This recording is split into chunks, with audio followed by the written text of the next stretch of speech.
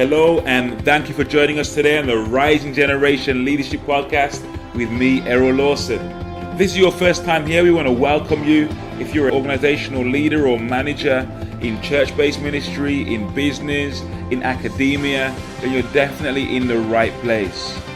In addition to hosting the Rising Generation Leadership Podcast, I also offer one-to-one and group coaching for leaders and leadership teams that want to improve their effectiveness and become more productive and increase their performance. Inspirational, entertaining, and engaging keynote talks that will help shift the mindset of your leaders and bring about the organizational culture that you really desire. For more information or to book a free, no obligation consultation to see whether we're the right fit for each other, simply drop me an email today at errol@errollawson.com, and I'd love to have a chat with you. Thank you for listening. Enjoy today's show.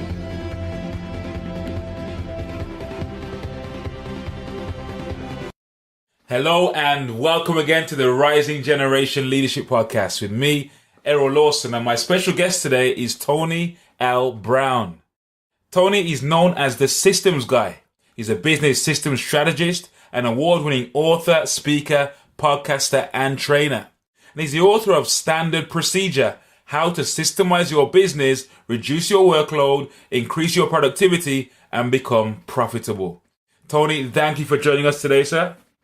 How's it going, Errol? Thank you for having me. At last, eh? Yes, we tried to get this scheduled a while, but we finally got around to it. So it's good to be here. Yeah, absolutely, man, absolutely. Tom, before we kind of get into it, fill in any gaps in your bio right there for us and give us a glimpse into what you're up to right now in the world.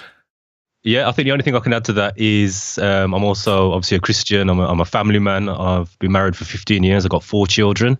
My eldest will be 13 on Saturday. I've got an 11-year-old and a 5-year-old and one coming 7. So it's a busy household. We're also a homeschooling family. So, it's a very busy household. So I'm blessed to be able to, work from home. My family's here.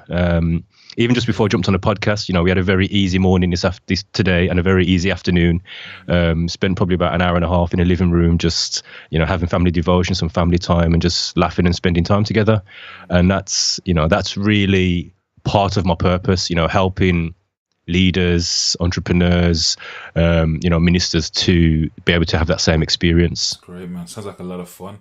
How did it all begin for you? I know you're doing a lot right now, but how did you get started in this whole world and becoming the systems guy? And tell us that story. Yeah, I mean, the systems guy is kind of a spin-off of the other work I was doing. So my background is in youth work. I got into youth work. I've kind of come through the ranks, from attending Adventure Playground as a child, going to a youth club, becoming a volunteer at that youth club, helping out, then becoming a senior member, then, getting paid for a few sessions here and there to then eventually becoming a full-time youth worker. And then once I got qualified and started working full-time, I quickly worked my way up the ranks to eventually managing an entire service in a local authority. But in around, I think it was 2010, the UK was hit by some severe budget cuts, and our service, just like most services across the UK, experienced some serious budget reductions. I think it was 2011, our service got cut in half. We went from, I think it was 23 full-time youth workers down to 12. We went from over 150 part-time staff down to 50 in one cut. Wow. And I was part of the team, the leadership team that had to manage that. And that really taught me a lot about working under pressure, about, how to be strategic in terms of your operations. We still had to deliver the service, but we had a significantly reduced workforce. I was responsible for, setting up new procedures, new work procedures, new operations, streamlining the work we were meant to be doing and making sure that we still delivered a service to our users. So I learned a lot in that period. But it was January 2012. I was driving home from work, and a friend of mine, a colleague, who's also a brother in the Lord, he called me, and he'd just been made redundant. I worked with him previously in another local authority, and he called me and he says to me, Tony, He said, I know things are going good for you now. You still got your job. You're in your leadership position. And I knew I was safe for at least another 2 years. Our budget was secure for another 2 years. But he says to me, he says, Tony, don't wait. He says, I wish someone told me this before my redundancy. He says, don't wait until things get bad. Start building something now. And, those words, Errol, really echoed in my heart and in my spirit. Don't wait, start now. And he was right. I knew I was safe for at least 2 years. I knew I was in good standing in my local authority. I was well respected.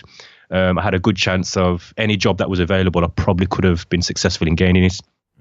But I always had that desire to do something of my own.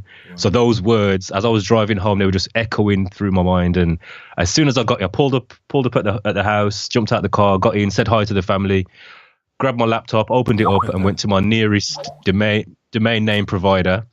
And I registered youthworktoolbox.com. And that was the start. I didn't know what it was going to be. I didn't know it was going to be a business or a company. I just knew I wanted to establish something that I could share my youth work experience. I could speak to other youth workers who were in the same position as me, who were potentially going to be at risk of redundancy, who were going to potentially be losing their jobs soon. And I wanted to be able to share my experiences, share my journey through that process. So I started blogging and podcasting. So that was in January. So they say that people often build their businesses out of necessity or desperation sometimes, right? And it's getting to that point. So when you started up building the business and you moved into the this whole different arena, really. Tell us about, was there like a turning point for you? Even though you'd begun the business, you started, you got your website. As you began on that journey, was there like a significant turning point for you, or a aha moment where maybe even you changed direction from going in one direction to going in a completely different direction? Yeah, there was a lot of I would say uncertainties. Should I go down this route? Do I set up as a voluntary organization and aim to go down the funding route, or do I go out and become a freelance consultant and try and offer my services that way, or do I set up an agency model? There were so many different routes I could take, but I believe it was God's will. He put something in my lap. So I was still at work at the time. I had expressed an interest in taking voluntary redundancy. So this was around September, October 2013. And I'd expressed an interest in taking voluntary redundancy, which had been accepted. The same week it had been accepted, an email came my way whilst I was still at work from a national housing provider who were looking for a freelance youth specialist to help them develop a youth engagement strategy. And it was a 6-month contract. And, that just landed in my inbox around that same week. Wow. So I bidded for that. I expressed an interest in applying for that. There was a commissioning process that we needed to go through. There was about 3 other providers who applied for it. Bear in mind, I hadn't even started the business yet. But I stepped out, I applied for that role, and I was successful in gaining that role. So I was able to negotiate with my employer at the time. Whilst I was preparing to take voluntary redundancy, I agreed that I would leave work at the end of December and have a new year, new start.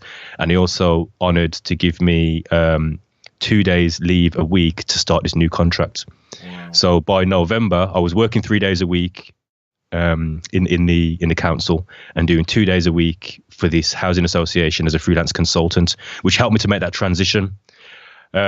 One big takeaway was once I got working with that housing association, they said to me, the other providers were very good, but when we saw your blog and we saw your podcast and we saw your online profile, wow, that sealed it for me.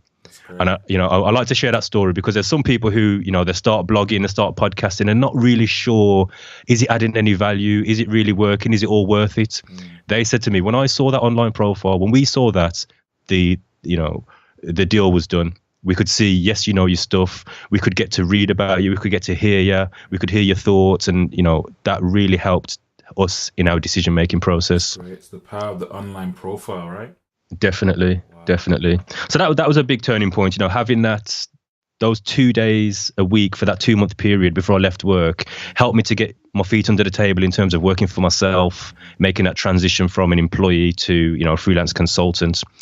But another major turning point, and this links to the other work I do with Standard Procedure and all that brand, the systems side of things, was once I'd made the full transition and I was working for myself as a freelance consultant.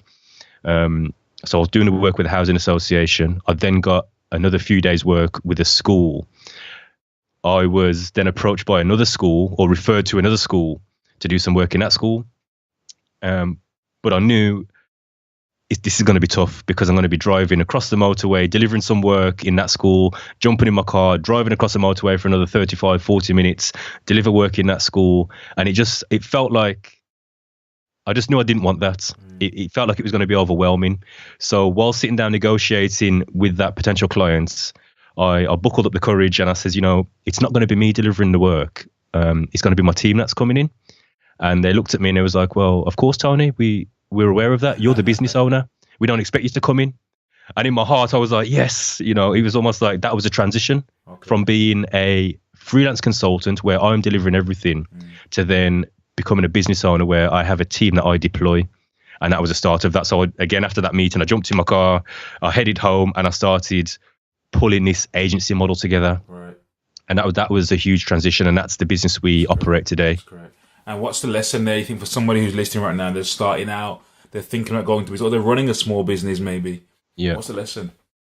The lesson is scalability. The lesson is don't build a business that is dependent on you. You can be the barrier to the growth of your business. If you stop working, will your business stop running? And that was a turning point for me. I needed that work at the time. It was a new business. It was all new to me. I knew I couldn't turn down that contract. However, I knew I didn't want to be in a position where I'm driving across the motorway. It was all hectic. I didn't want to be all over the place, but I couldn't afford to turn that contract down. So once I said to them, it's not going to be me, it's going to be my team. And they was like, yeah, that's fine. Yeah. Straight away I scaled and I realized if I can do it once, I can do it twice, I can do it 4 times, I can do it 6 times. We can be in 30 schools or, delivering in 30 different projects. And I'm at home just overseeing the operation. Are you seriously fired up about growing as a leader in business or church-based ministry? Are you feeling somewhat frustrated about not having realized your full potential in what you've been called to do? Could you do with someone to help you get some extra clarity or to be a sounding board for your plans and ideas? Great athletes have coaches, so do great leaders. The right leadership coach for you will result in an increased sense of clarity, direction, and purpose, dramatically increasing the results you achieve. If you're ready to step up, contact Errol to book a free, no-obligation, introductory coaching session and see whether Errol is the right coach for you. Errol takes the lessons learned from his own leadership journey and from his extensive research to help leaders and entrepreneurs to step into their biggest challenges and rise to their next level. Email admin@errollawson.com right now to schedule your call. So moving on from there a little bit, what's been your biggest challenge in leadership so far? What's been your biggest challenge? I'm sure there've been many. Outside of working for the local authority, obviously that was a huge challenge. Having to oversee a recruitment process and a redundancy and restructure process, that was challenging because I'm sitting down with people that I've worked with for 7 or 8 years, knowing that 50% of these people are going to lose their jobs. And I've still got to ensure that during that period, we're still delivering a great service and also support them in whatever they're going through. That was challenging. More recently, in my own business, it's been recruitment and retention. That's been challenging. Finding good people, recruiting good people and keeping good people. Because we're not in a position to offer full-time contracts. It's usually contract by contract and project by project. So we might get a great pool of staff who go out and deliver a great piece of work, but for them, they want that full-time stability, and I can't blame them for that. I would want that. So as soon as something else comes up, we usually lose our good people. So that's been a challenge. What's the lesson from that? I think what I've learned is recruit more staff than you actually need. and also as quickly as possible get something concrete that you can offer to a member of staff or to an individual, whether it's a 6-month contract. So at least okay, I've got this person for at least 6 months. And just grow the business as quickly as possible to be able to offer your staff something stable, something of substance that they can really get involved in. Like I said, it's been a lot of 3-hour contracts, 9-hour contracts, or 6 weeks in a school, and then once that's done, there's a lot of uncertainty. So that's probably been our biggest challenge. That's great. And at this stage in your journey at the moment, how do you now define success? What does success look like for you? How do you define it? I think, like I shared in the intro, success is, for me, is being able to take out a morning, take out an afternoon, and just chill in a living room with the family, rather than jumping in my car and rushing to get to a client meeting, or, always focused on building the business. The business is operational now. We're not a multi-million-dollar company, far from it. We're not where I would like us to be as a company. However, the business is running, our overheads are covered, and I'm able to have that free and flexible time to spend the morning, to spend the afternoon with the family, reading together. Obviously we home educate, so helping my children with their school, reading the scriptures, praying together, and just having fun, just laughing and joking in the living room together. To me, that's success. It's great, man. And John Maxwell said that the first 9, or your success, or the secrets to your success, are hidden in your daily agenda, your daily routine. And what does the first 90 minutes of your day typically look like? What would I like it to look like, or what does it look like? Yeah. Okay. So, every day, right? Yeah. As we record this, it's early December.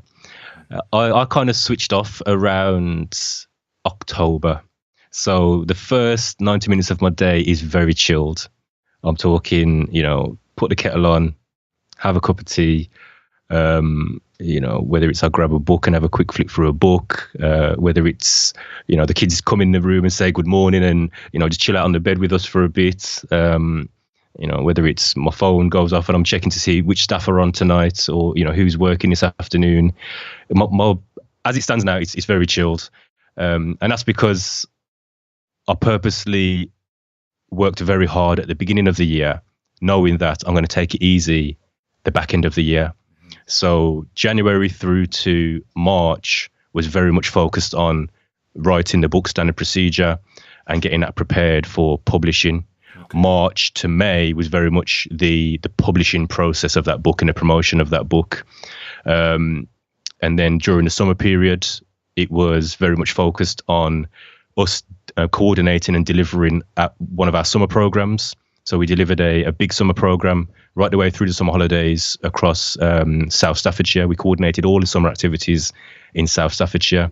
So we coordinated that right the way through to September. September was very much around the monitoring, recording, feeding back to our clients about the work we were doing, and securing some new work with schools ready for the September term. So October and November and December has been very much just kind of winding down. And what other key habits have contributed towards your success? Hard work, very much.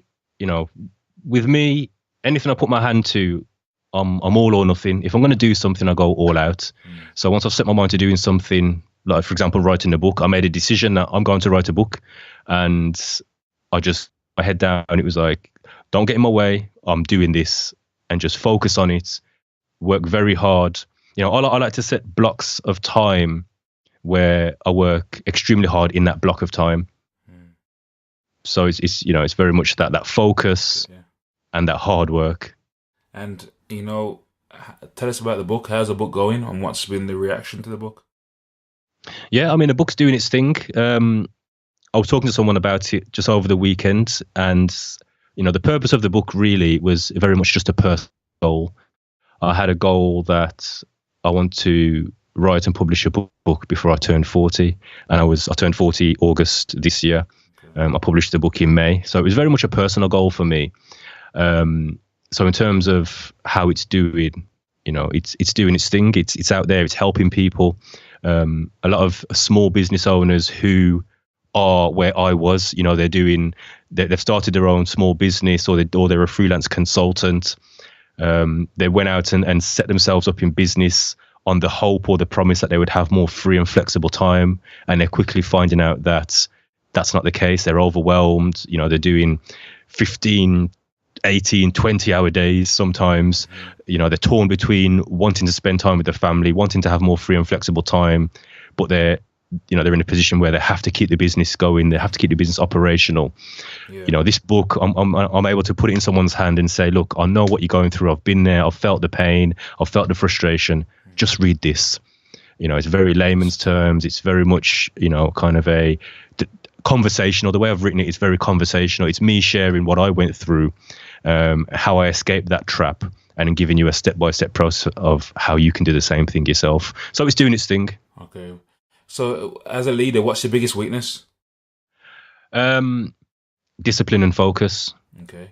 And I'm very self-aware. Okay. And what's your biggest strength? Yeah, I just said it. I'm very self-aware. Yeah, no, I think I would say it's people skills. I'm very much a people's person, sometimes to my detriment. I'll put myself out to ensure that my team are good, to ensure that they feel like they're being treated well and fairly. Oftentimes I get told off that, I'm kind of sometimes need to put myself first a little bit rather than putting myself out to ensure everyone else is okay. I'm very much a people's person. I think it's interesting. I haven't always put myself in a leadership position, but I do think I'm a natural leader, but I've shied from it, especially as a younger person. I shied from taking a leadership role. Okay. So what was holding you back, if anything, at the start of your leadership journey? What was holding you back from going into leadership? Fear. Okay. Yeah. I think... Elaborate on that, fear. Yeah, I think the fear of being at the front, I would more prefer to stand either side by side with someone or just slightly behind someone and support them in their leadership role. Where, again, when I look back over the course of my life, there are times where I knew I should have been in that leadership position, but I didn't step up just through fear of it's all going to be on me. I'm going to be the person accountable if it does go wrong.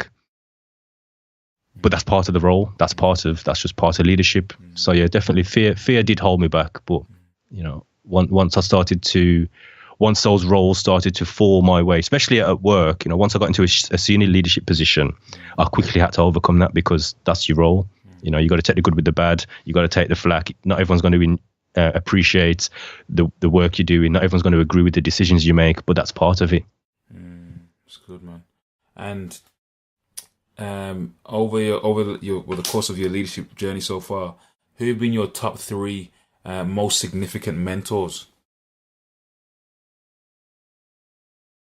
I would have to say John Maxwell. Okay. Yeah, very early on, I came across his material, which was very, very influential in me training to be a leader behind the scenes. Like I said, those times where I would stand behind someone and support them in their leadership journey, or stand side to side with someone and walk with them. All those years, I'd been listening to John Maxwell CDs in my car on the way to work, reading his books, and implementing day by day what I was hearing. There were some days I'd drive to work and I'd listen to, the 21 indisputable laws of leadership. I'd listen to, probably 30 or 40 minutes of that, consciously taking it in and saying to myself, I'm going to implement this today. What I hear today, I'm going to implement it. Brilliant. And that having a real impact in my day at work. And I wasn't even in a leadership position. There was times where I was very poorly managed at work. But again, listening to that, there was that one around the 360-degree leader and how to lead up. Yeah. I consciously would take that in and implement some of those teachings, if not, much of that teaching, when I was being poorly managed, and tried to lead from the bottom. That's great. So yeah, he was definitely a huge influence. Okay. I think there was a line manager I had also, when I was working in Wolverhampton, a guy called Lee Smith. And again, I knew him from a young person when I was a young person attending youth provision. He was a youth worker, and then he got to the point where I worked my way up and ended up working under him. So I was a youth worker. He was my line manager. And one thing he taught me is how to... Lee Smith, his name was. Yeah, I'm still friends with him now. I still see him. You know, we talk on social media. One thing he taught me was giving people opportunity, trusting them, and supporting them. You know, I was an unqualified youth worker. I was fresh off the streets. You know, I was rough around the edges. And this guy gave me an opportunity, and he trusted me. And, you know, from a distance, he supported me from a distance, but he saw something in me that I didn't see myself. He knew this guy's got potential. He just needs an opportunity, and he gave me that opportunity. Great. And he supported me from a distance, and, you know, through my supervisions with him, you know, he schooled me on how to be a great youth worker. And I'll never forget that. It's great. Brilliant. And third person? Third person,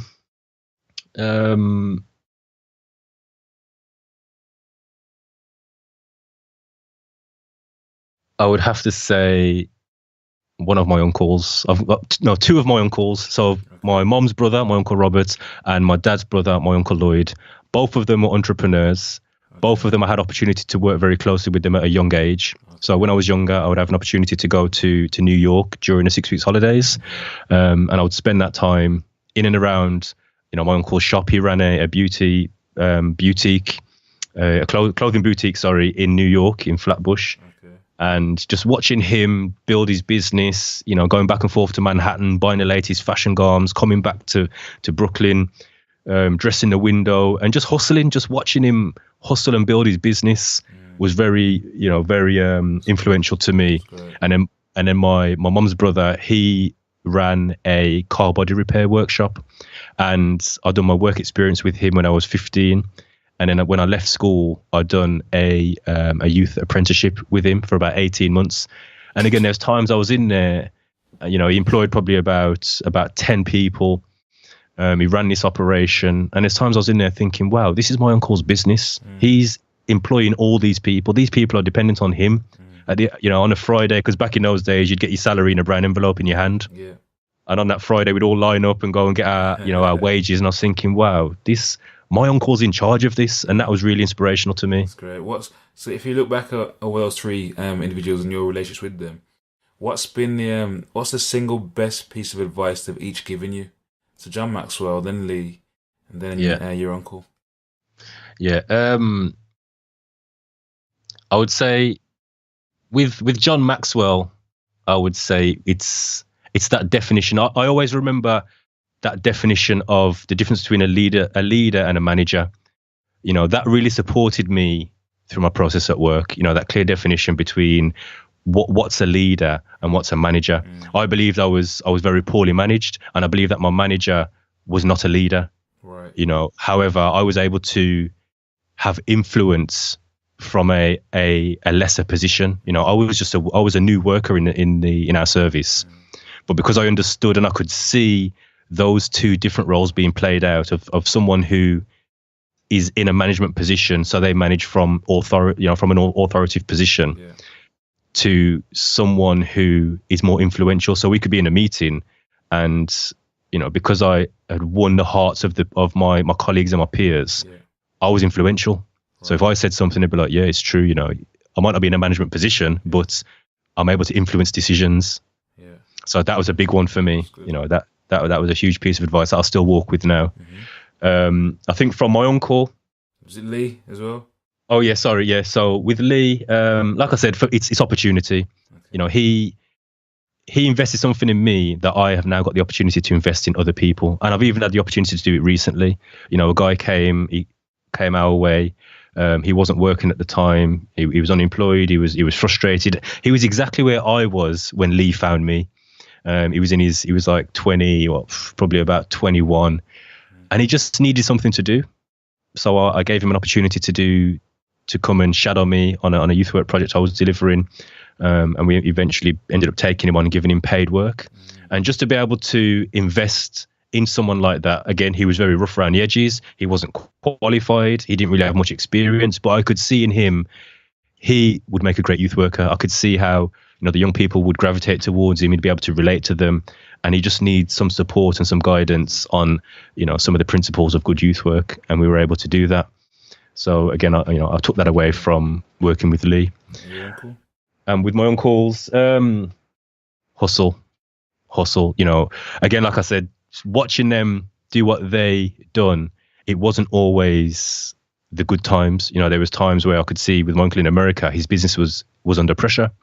I could see there was times where he was ducking creditors and, just trying to make things work just to stay open for another month. But he'd done it. He like I said, he would duck the creditors. He wouldn't answer the phone certain times. He'd have to put things on his credit card just to cover for that month. But he got through, and he always, just survived those tough times. And it was just that hustle and that work ethic. So I would say, yeah, I would take that from them. It's great, man. It's great. And I guess we're almost done now. But what's the one thing you're most fired up about right now?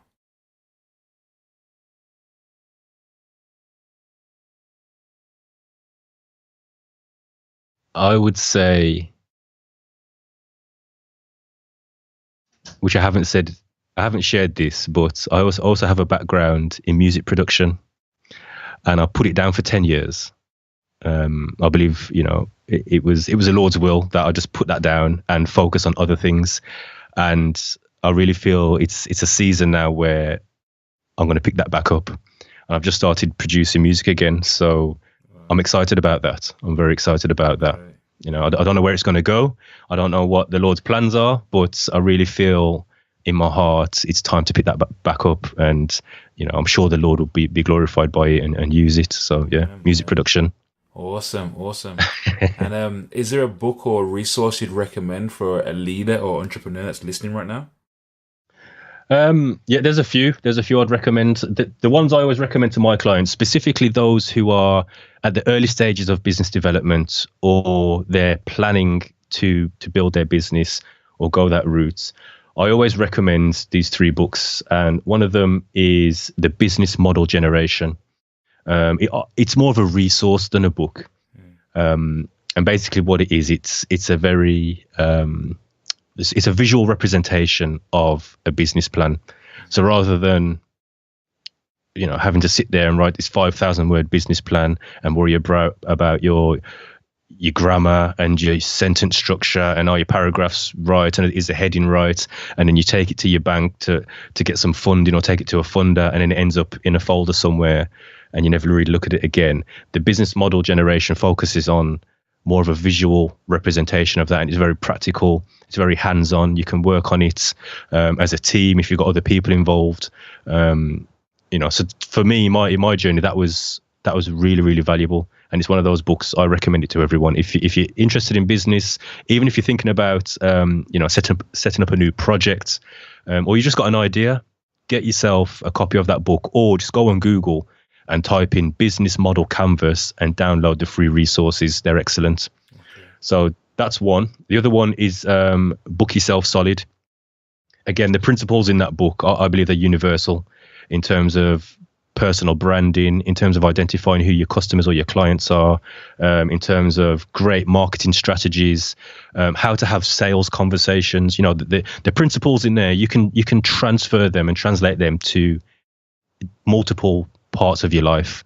So that's another resource I recommend. And another one apart from mine is the E-Myth. Okay. Again, that book was very influential in the development of my business and even in me writing standard procedure. I wrote standard procedure off the back of the principles in the E-Myth. I felt that the E-Myth is the kind of the head of the pyramid. Then it's kind of the head of that hierarchy in terms of business systems strategy. It really hammers home the importance of why you should have a systems dependent business rather than a people's dependent business. What I felt it didn't give me was the how to. So I was sold in terms of, okay, this is why and this is what, but I need to know how. So I wrote standard procedure, giving people the how. This is how you would do it. Awesome. So tell us more about your book. Tell us how we can find you, your website, your Twitter handles, Facebook, all that kind of stuff. Let us know, man. Yeah, so I mean, the book Standard Procedure, it's available on Amazon as a paperback, as a ebook, Kindle. You can download it. Like I said, it documents my journey from leaving work, becoming a overwhelmed freelance consultant, to then implementing and developing systems and processes which allowed me to step away from my business, to travel around Jamaica for 8 weeks with my family, to run my business remotely off my iPad, checking my emails probably 2 or 3 times a week. My business ran as normal. You know, we even were able to gain 2 new clients while we were out there.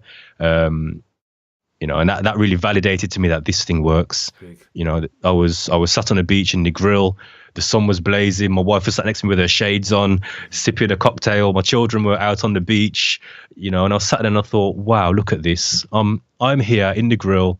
The sun's blazing. It's a beautiful scene, and my business is back home operational. Awesome. And that really validated you know, this approach to business development. So that's kind of the first section of the book. And the second section is the step-by-step process I went through that you can follow to do the same thing in your business. And there's no hype in the book.